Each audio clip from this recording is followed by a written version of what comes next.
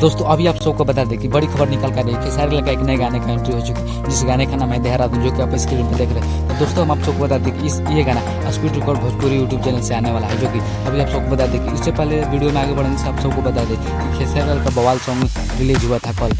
यानी हसीना सॉन्ग, जो कि अभी तक यूट्यूब पर 4 मिलियन के आसपास व्यूज हो चुका है। तो दोस्तों आप सबको बता दें कि ये गाना पूरी तरह से यूट्यूब पर बवाल मचा रहा है, जो कि आप स्क्रीन पर देख रहे हैं। तो दोस्तों ये